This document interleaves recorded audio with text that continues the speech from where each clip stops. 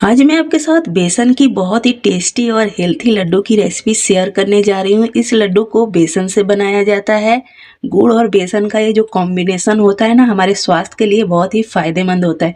इस लड्डू को आप किसी भी सीजन में बनाकर खा सकते हो। ज़्यादातर इसे ठंडी के सीजन में बनाया जाता है। तो चलिए बिना देर किए वीडियो शुरू करते हैं। वीडियो शुरू करने से पहले आपसे रिक्वेस्ट है, आपने अभी तक मेरे चैनल को सब्सक्राइब नहीं किया तो प्लीज़ सब्सक्राइब कर लीजिएगा।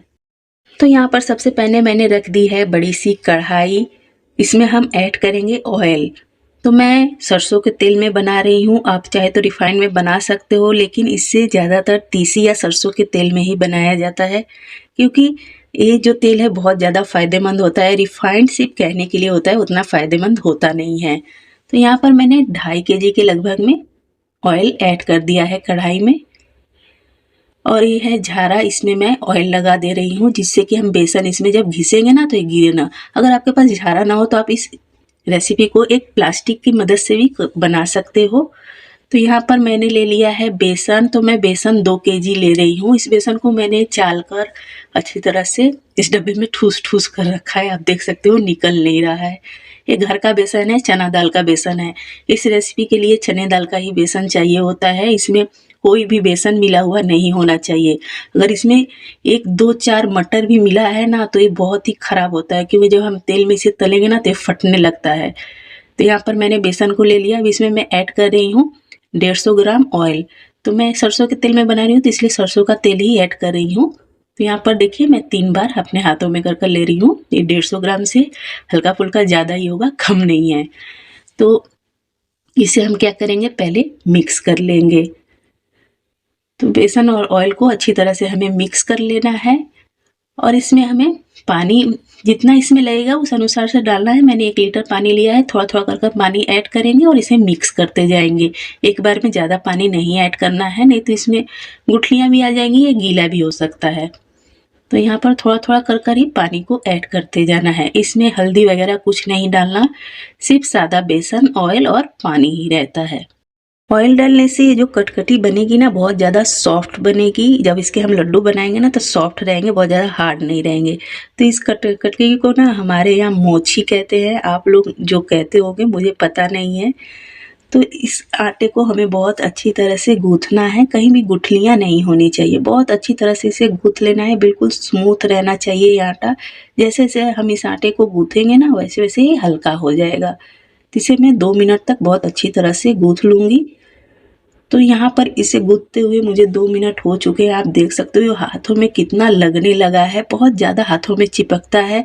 इसमें बहुत ज़्यादा ऑयल नहीं डालना होता, इसलिए ये हाथों में चिपकता है। इसमें थोड़ा-सा ही ऑयल काफ़ी है। तो यहाँ पर मैं पहले हाथों को वॉश कर लूँगी, उसके बाद हम आगे का प्रोसेस स्टार्ट करेंगे। तो यहाँ पर देखिए मैंने ऑयल को रख दिया था गर्म होने के लिए, तो ये गर्म हो चुका है। जैसे अभी हाई गर्म नहीं है, मीडियम हॉट है।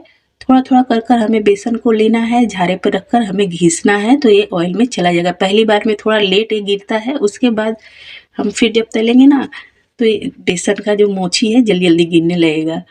तो अगली बार से हम हाई फ्लेम पर ही और हॉट ऑयल में ही इसे डालेंगे, क्योंकि हम इसे जब डालते हैं ना तो ऑयल में जाकर अलग-अलग, जब ऑयल गर्म होता है तो अलग-अलग हो जाता है। अगर ऑयल आप लो रख रहे हो ना, मीडियम हॉट ऑयल पर कर रहे हो, तो क्या होगा, एक पे एक ही जाकर चिपक जाएगा। तो फ्लेम को बिल्कुल भी लो नहीं रखना है। पहली बार था तो इसलिए मैंने मीडियम हॉट ऑयल रखा था। तो आप देख सकते हो इसे हाथों से, मतलब झारा वारा अभी नहीं लगाना है, कुछ भी ले लो पतला सा। मैंने नाइफ ले लिया है, इससे थोड़ा सा इसे हम चला देंगे जैसे कि ये ऑयल में डीप हो जाए। तो यहाँ पर देखिए ये लगभग पक चुका है। इसे ज़्यादा समय नहीं लगता, इसे सिर्फ 1 मिनट ही लगता है और ये पक जाता है। फ्लेम को अभी मैंने हाई रखा है। अब हाई फ्लेम पर ही हम सारा प्रोसेस करेंगे। और जो हमने बेसन को बनाया है ना, तो आप बेसन की कंसिस्टेंसी को ज़रूर ध्यान में रखना। बहुत ज़्यादा गीला बेसन नहीं बनाना है, मतलब गीला बेसन बनाकर भी आप बनाओगे ना तो ये देखिए कितना अच्छी तरह से टूट रहा है। मैंने आपको पहले दिखला देती हूँ। तो क्या होगा कि बनेगा सब ठीक है, लेकिन बहुत ज़्यादा समय लगेगा। छोटा-छोटा बनेगा, इतना लंबा-लंबा भी नहीं गिरेगा।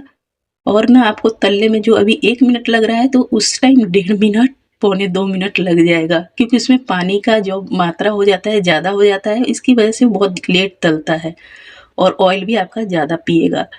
तो इसी ऑयल में देखिएगा मैं 2 kg ये वाला बेसन अभी बना रही हूँ। और उसके बाद मैंने नमकीन भी जैसे तला था इसमें नमक डालकर, तो वो भी शायद 1 पाव के करीब था, तो मैंने 2.25 केजी बेसन इसमें तल लिया था, तो भी मेरा ऑयल बचा था। मैं एंड में आपको दिखलाऊँगी। तो यहाँ पे देखिए मैंने दूसरा बैच भी इसमें ऐड कर दिया है। अभी देख सकते हो मैंने हाई फ्लेम पर ही डाला है, बिल्कुल जला नहीं है, हाई फ्लेम पर ही इसे करना है। तो इसी तरह से हम सारे बेसन को झाड़ कर तल लेंगे। तो यहाँ पर देखिए मैंने इसे छल्ली में निकाला था, जिससे कि जो इसका एक्स्ट्रा ऑयल है ना नीचे गमले में गिर जाए। तो इसे हम अब रख देंगे थाली में, और फिर जो दूसरा वाला अब रेडी हो गया है तो उसे हम निकाल लेंगे छलनी में। तो इसी तरह से सारे मोची को हम तैयार कर लेंगे। तो यहाँ पर देखिए 3 थाली, और ये वाला जो है ये नमकीन है, इसमें मैंने नमक ऐड किया है, और ये है बिना नमक वाला। तो इसमें देखिए एंड में ना जब बहुत ज़्यादा चिपकने लगा तो मैंने थोड़ा सा पानी ऐड किया, तो उसकी वजह से देखिए कितना छोटा छोटा ये गिरा है, और बहुत देर तक ये पकता है। मैं कह रही थी ना बहुत जल्दी पकता नहीं है। और इसकी देखिए कहीं कितना लंबा लंबा है। तो यहाँ पर 2 थाली बड़ी वाली थाली में भर कर, छोटी थाली की 1 थाली ये रेडी हुई है, और ये जो बड़ी वाली थाली इधर है तो इसमें मैंने नमक डालकर तला है। तो इसे मैं कर देती हूँ साइड में, और ये जो थाली का बाजार लगा है इसे कर देते हटा देते हैं। मैं इसे गमले में पलट लूँगी जिससे कि एक में हो जाए। तो देखते हैं इस गमले में हम इसे रख लेते हैं, तो इसमें हमारा लड्डू बन पाएगा या नहीं बन पाएगा। तो मुझे लग रहा है ना इसमें बहुत ज़्यादा हो जा रहा है। अभी मैं साइड में कर दे रही हूँ, तो मुझे और बड़े गमले को लेना पड़ेगा लड्डू बांधने के लिए, क्योंकि इसमें हम चला ही नहीं सकते। आप देख सकते हो गमला भर गया है। इसे कर देते हैं साइड में, और यहाँ पर आप ऑयल देखिए, अभी ½ केजी से भी ऊपर ऑयल बच गया है। मैंने इतना सारा तला उसके बाद भी ऑयल बच गया है। अब मैंने ले लिया है गुड़, इसकी हम पहले कटिंग कर लेंगे। तो यहाँ पर देखिए मार्केट से भी कैसा भी आप गुड़ ले आओ ना, उसमें गंदगी भरी ही होती है, साफ सुथरा गुड़ नहीं मिलता। तो फटाफट से गुड़ की कटिंग कर लेते हैं। ऐसे देखिए गुड़ बहुत अच्छी तरह से कट जाता है। चाकू को सिर्फ इसके अंदर डालना है और बस दोनों तरफ से हिलाना है, गुड़ अपने आप टूट फूट कर छोटा छोटा हो जाएगा। तो यहाँ पर मैंने लगभग सारे गुड़ की कटिंग को कर लिया है। तो अब देख सकते हो इसके पीसेस को बहुत ज़्यादा बड़ा नहीं रखना है। अब कढ़ाई में हम ऐड करेंगे पानी। तो पानी बहुत ज़्यादा नहीं, देखिए मैं 1 कप पानी ऐड कर रही हूँ, बस इससे ज़्यादा पानी नहीं ऐड करना है। अब इसमें हम ऐड कर देंगे गुड़ को। तो यहाँ पर गुड़ को हमें ऐड कर इसे पिघलने के लिए छोड़ देना है। फ्लेम को हमें हाई रखना है, लो फ्लेम पर नहीं करना। मतलब चाशनी तैयार करनी है तो फ्लेम तो हाई रखना पड़ेगा, और बीच बीच में हम गुड़ को चलाते रहेंगे। तो देखिए गुड़ पिघलने लगा है, तो इसे क्या करेंगे थोड़ा सा चलाते हुए हम फटाफट से पिघला लेंगे। देखिए इसकी गंदगी, कुछ भी साफ सुथरा मार्केट में मिलता नहीं है। तो यहाँ पर गुड़ को थोड़ा सा हम प्रेस करते हुए पिघला लेंगे कि जल्दी से पिघल जाए। तो यहाँ पर देखिए मेरा सारा गुड़ पिघल चुका है। तो पहले हम इसे साफ कर लेंगे, नहीं तो इस तरह से अगर आप बना दोगे ना तो आपके मुंह में जाएगा ही नहीं, इतना किड़ीर किड़ीर करेगा ना। तो देखिए मैंने गुड़ को छान लिया है। अब पहले मैं इस कढ़ाई को वॉश कर लूँगी कि कढ़ाई के नीचे ना बहुत ज़्यादा किड़ीर किड़ीर कर रहा है। तो कढ़ाई को पहले मैं धो लूँगी, उसके बाद फिर से हम इसमें गुड़ का पाक रेडी करेंगे। तो कढ़ाई को वॉश कर रख दिया है। छने हुए गुड़ को हमें ऐड करना है, और इसे हमें इसके पास ही रहना है, इसे छोड़कर नहीं जाएगा। और फ्लेम को आप हाई रख रहे हो ना तो छोड़कर बिल्कुल भी मत जाइएगा, इसे चलाते रहना है। तो यहाँ पर मेरा गुड़ ना पाक रेडी हो चुका है, मैं आपको दिखला देती हूँ। इसका टेक्सचर ही बोल रहा है कि ये रेडी है। तो पानी में डाला, थोड़ा सा वेट कर लेंगे, थोड़ा सा गुड़ अभी गर्म है। तो इसे हम हाथों से इकट्ठा कर देखेंगे कि इकट्ठा हो रहा है कि नहीं, बॉल इसका बन रहा है या नहीं। अगर बॉल बन रहा है तो बिल्कुल परफेक्ट है, अगर इकट्ठा नहीं हो रहा है तो आप जान लीजिएगा कि अभी नहीं हुआ है। तो देखिए बिल्कुल परफेक्ट। तो अब हम क्या करेंगे, इस चाशनी को फटाफट से अपने मोची में ऐड करेंगे। तो इसकी जो लड्डू बनते हैं ना, तो हमारे यहाँ पर इस लड्डू को लकड़ो कहा जाता है, कहीं पर लखठो कहा जाता है। आप लोग क्या कहते हैं मुझे नहीं पता। तो अब मैं इस चाशनी को फटाफट से ऐड कर दूंगी मोची में। तो यहाँ पर देखिए मैंने बड़े से गमले में मोची को ले लिया है, क्योंकि छोटे वाले गमले में तो इस चलाना नामुमकिन है। तो यहाँ पर सारे गुड़ को ऐड कर दिया। इस रेसिपी में क्या है ना, गुड़ डालने के बाद ज़्यादा हड़बड़ी नहीं है, इसे आराम से मिक्स करो, आराम से इसके लड्डू बनाओ। मतलब ना इसे ठंडा करना होता है, इसे गरम गरम जैसे आपने डाला और बनाया तो नहीं होगा। तो मैंने 2 केजी बेसन में 2 केजी गुड़ का यूज किया है। मेरे घर पर थोड़ा ज़्यादा मीठा पसंद करते हैं। आप थोड़ा कम मीठा खाना चाहते हो तो 1.5 केजी भी गुड़ डालोगे तो परफेक्ट होगा, कोई दिक्कत नहीं है। तो यहाँ पर देखिए मैंने इसे मिक्स लगभग कर लिया है। तो इसे बहुत अच्छी तरह से चलाते हुए हमें मिक्स करना है, लेकिन मिक्स करने से भी काम नहीं बनेगा। इसे जब तक ये ठंडा नहीं होगा तब तक इसके लड्डू नहीं बनेंगे। तो मैं आपको बांध कर दिखला देती हूँ कि गरम-गरम में क्या होता है। तो हाथों में ज़रूर पानी लगाना है, पानी नहीं लगाओगे ना तो हाथों में तो एकदम चिपक ही जाएगा। तो अभी बंद रहे ना, आप बोलोगे कि बंद रहे हैं। थोड़ी देर के बाद देखिएगा हाथों में बहुत ज़्यादा चिपक भी रहा है, और थोड़ी देर के बाद अब इस लड्डू को देखिए, लड्डू इधर जो मैंने रखा है वो फटना स्टार्ट धीरे-धीरे हो गया है। कैसे फट रहा है, तो गरम-गरम आप बांधोगे तो ये ऐसे ही फट-फट कर अलग हो जाएगा, आपको परेशानी होगी। तो उससे अच्छा आप इसे 5 मिनट या 6-7 मिनट के लिए छोड़ दो, बीच-बीच में चलाते रहो कि गुड़ एक साइड में जमे ना, हर तरफ होता रहे। तो मैं इसे बीच-बीच में चलाते-चलाते अभी मेरे को 7 मिनट हो गए हैं इसे छोड़े हुए। मैं कभी-कभी इसे चला दे रही थी।